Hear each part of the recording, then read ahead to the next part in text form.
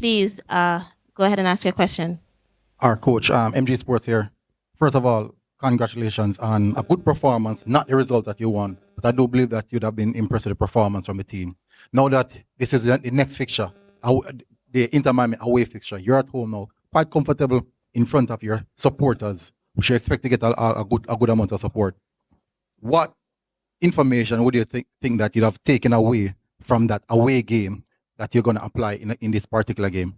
Right. So no matter how you look on television or you review games, seeing the players in real life is usually a better assessment of what you're up against.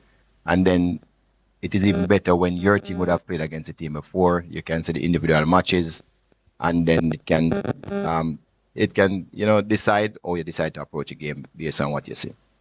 All right, coach. And that basically you're saying you've got enough information to approach this game. Yes. Now, with the uncertainty around Lionel Messi, everyone is really asking that question. What's your thoughts on that? And would you put in prior preparation for the inclusion of him? Yeah, and I'm happy that he'll come. I'm not the type of coach that wants player not to play to win a game. I want him to come. I want him to play. I want our players to do the best that they can do against him. But the truth is, we always had a plan if he played or if he did not play. All right, coach. Good morning, coach. Morning. All right, so Miami is entering this game with a 2-goal advantage. Do you expect them to, play a different style of football compared to the first leg? And if so, are you prepared for that? No, I don't. I think they'll play the same way they have played against all teams. Try to score as much goal as they can. One thing we know that our choice is clear. We must score the first goal and keep them off the score sheet. All right, coach. So you were looking at a traditional style in the first leg. So you expect them to play the same way. So is that the same tactic you're going into this game? No, Cavaliers are a very flexible team. We can play like that if we want. We just thought that at that particular point in time, that was the game we're supposed to play. Of course, we have other things into consideration now, which we'll be trying to explain. All right, coach. And finally, can you give us an update on the injury on Adrian Reed? How is he doing? Yeah, not good. He's a touch and go, but he's in the squad. Coach Daniel McLeod here from TVJ Sports. Historically, no Jamaican team has won a game at this stage of the competition. Talk to me about what it would mean to you and the team if you guys were to overturn the deficit. Well, at this particular time, our aim is to play better than we did in the first leg. Of course, it's not just mean to us. I think this is a Jamaican effort. Jamaica need to do well, so we can be taken more serious. Our players will be taken more serious. I think so far we have done well, but our aim is to do better. So it's not a personal thing; it's a country thing. And on a realistic level, do you believe that you guys can actually beat Inter Miami come tomorrow? One, they never saw the first game, and second, you don't know anything about Cavalier. We strive on adversity, strive on it. Every time them write us off, even the Champions League, they say we couldn't pass the first round. We won it. Just to give you an example, we're going to get 6-love in the Premier League final. We won it. So we strive on adversity. Don't worry. We like these situations. All right. Good morning, Coach. Ryan Dixon here from Sun City Radio. Again, congratulations on a good showing in the first round. My question is, how were you able to prepare the squad to perform under the bright lights, considering the high profile of the Miami FC team that they were going up against, and to have put up the performance they did, and also how will they also prepare for tomorrow's encounter in the second leg? Well, it was a matter of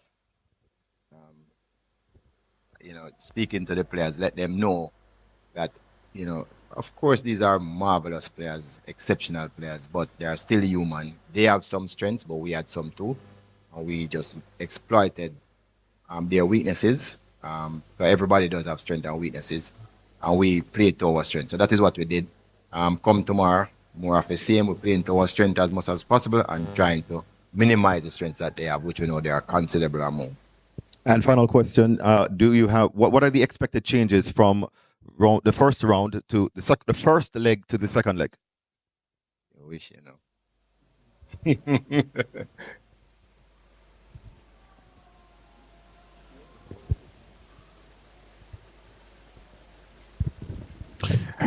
Shad, in terms of from a player's perspective, there would probably be nerves in that first leg, knowing the team that you are going up against and all the talk before. What has been the talk amongst the players, the preparation so far? You guys are a lot more relaxed compared to the first leg. Well, obviously, when you're going to play a game in the round of 16 of the CONCACAF Champions Cup, obviously you have to go with a different mindset. Well, but I think as a team where all the players were very unit, it's a very good vibes in there. So I think we're all positive and confident. I don't really think there's a lot of nerves. We know that it's a very big game, but we're going to go in with the same mindset and try to win the game. Coach Speed, in terms of the mental preparation, as you mentioned, Cavalier known to overcome adversity, coming from behind, overcoming odds. How important has the mental preparation been, knowing that not only are you guys down, but there is a chance to make history against a team that everybody wants to make the next round? Last part was very good. That is actually true. But one of the things that we look at, we try to normalize the team as much as possible. I don't believe there are some advantages that we have. If you look at everybody bird paper, we have pace more than every other country in the world. I still don't believe that they're unbeatable because there's weaknesses. I also believe that 2-0 is kind of a little tricky, advantage, because if the other team score one, then the team would probably naturally try to back up on it.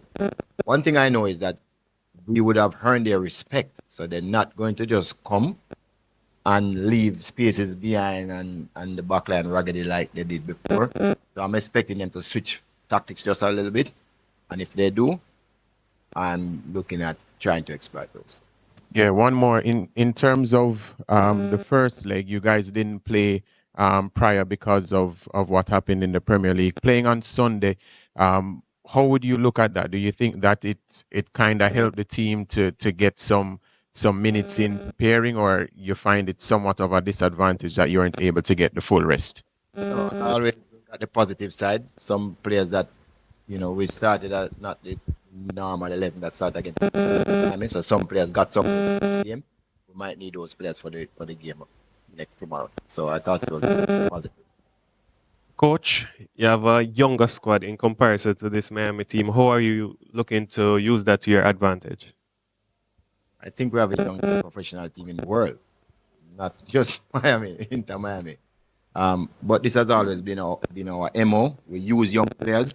One of the things about that, there's no fear. They don't generate fear like some other players would have been there.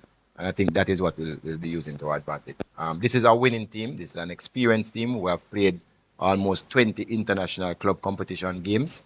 We have played a lot in this region. We understand what the region has to offer. And what I'm looking for is the improvements. Last year, I thought against Cincinnati, we were like poor, just hanging on for dear life from the first whistle.